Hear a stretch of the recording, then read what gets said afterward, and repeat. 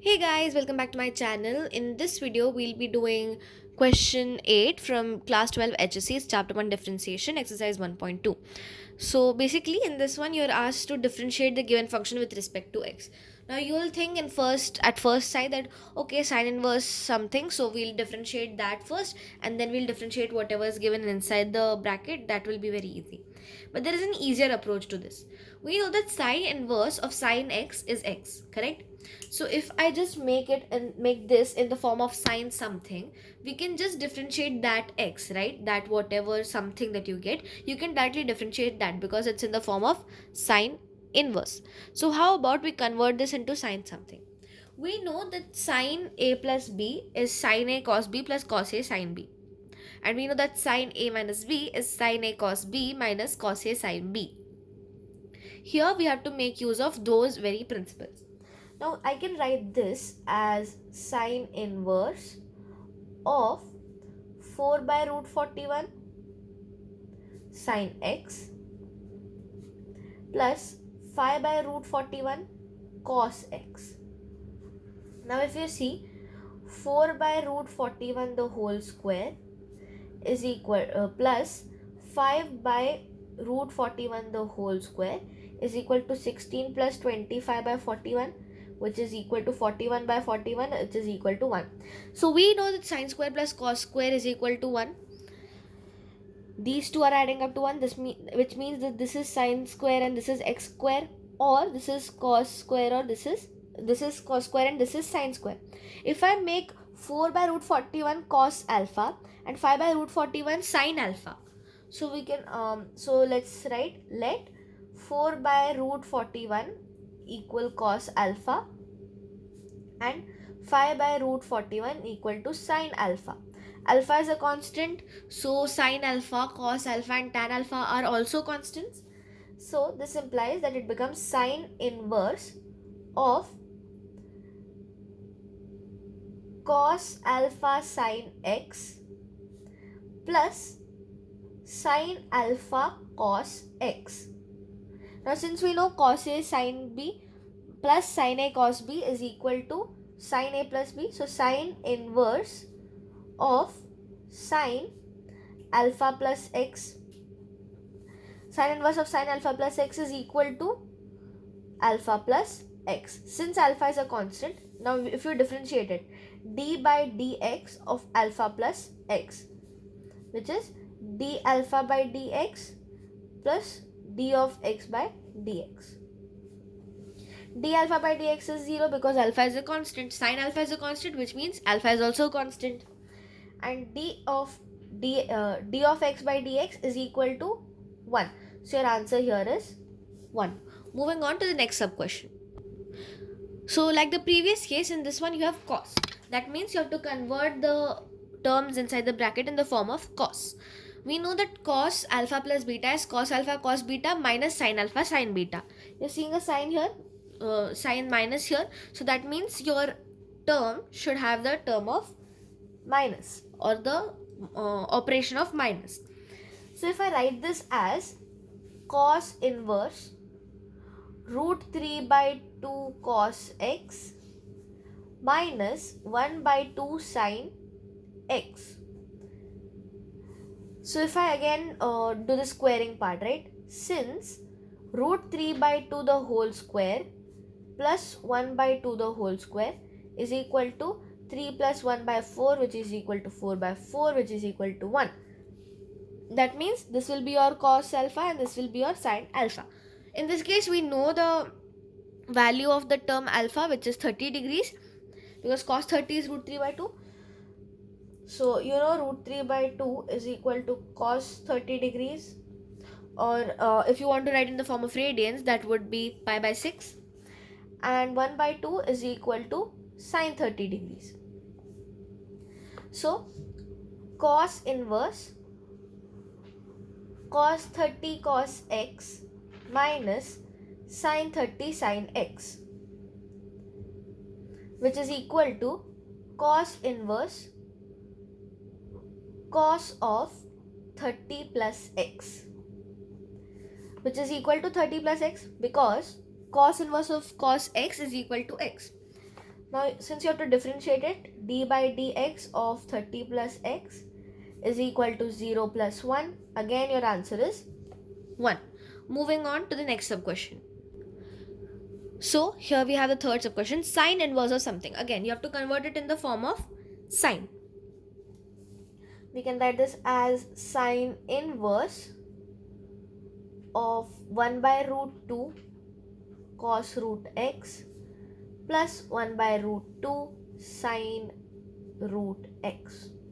Since I have to convert it in the form of sine and the sign inside your term is x, that means it's alpha plus beta.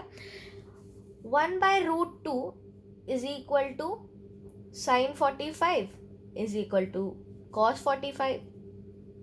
So we can write this as sine inverse of, since it's cos here, the other term will be sine because it's in the terms of sine. In sine, it's sine cos sine cos. In cos, it's cos cos sine sine. Okay, so that's how you can remember a plus b, a minus b, or c plus d, c minus d. It's going to be very easy if you remember it that way. So it'll be sine 45 cos root x plus cos 45 sine root x. We can write this as sine inverse of sine 45 plus root x, which is equal to 45 plus root x.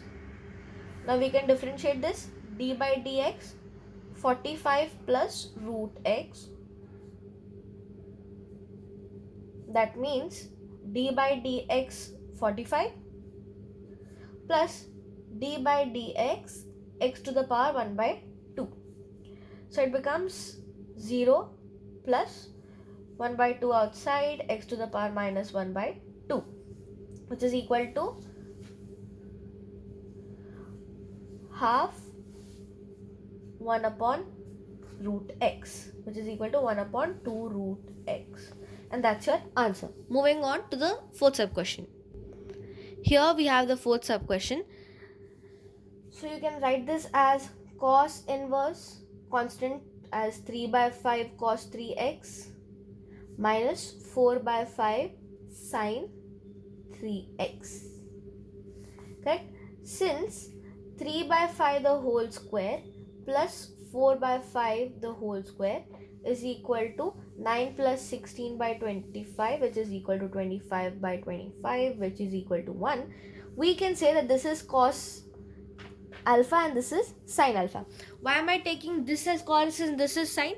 Because you have to convert it into cos's terms. So in cos a plus b or cos a minus b, cos and cos are together, sine and sine are together. So 3 by 5 is equal to cos alpha, 4 by 5 is equal to sine alpha. So we can write this as cos inverse of cos alpha cos 3x minus sine alpha sine 3x.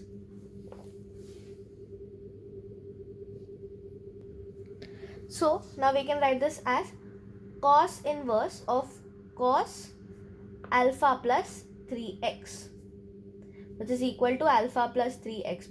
And since alpha is a constant, why? Because we considered cos alpha and sin alpha to be constants, which means that alpha is cos inverse of 3 by 5 or sin inverse of 4 by 5, which makes it a constant. So this is your term to be differentiated. So d by dx into alpha plus 3x, which is equal to d by dx of alpha plus 3 into d by dx of x. Since 3 is a constant, you can take it outside, which is equal to d by dx of alpha is 0 plus, or if you just take it as d by dx of 3x, x will become 1 and 3 is not being differentiated, so that becomes 3, which gives you the answer to be 3. Moving on to the next sub question. Again, here we have cos, so it becomes cos inverse of 3 by root 13 cos of e to the power x plus 2 by root 13 sine of e to the power x. which is equal to, now if we consider this, if we just first consider this as 3 by root 13 to be cos alpha and 2 by root 13 to be sin alpha. So you get cos inverse cos alpha cos e to the power x plus sin alpha sin e to the power x. So it becomes cos inverse of cos. Now here it will be alpha minus e to the power x. Why? Because there is a plus sign here. In cos a plus b, the two terms will be subtracted, and in cos a minus b, the two terms are added. So here you have cos alpha minus e to the power x, which is equal to alpha minus e to the power x, because cos inverse and cos cancel out. Now you differentiate this. Alpha minus e to the power x, which equals d by dx alpha, which is 0 basically because alpha is a constant, minus d by dx e to the power x. 0 minus e to the power x is differentiated as e to the power x itself, is equal, so you get e to the power minus e to the power x as the answer. Moving on to the last sub question. So in this question you are asked to find cosec inverse.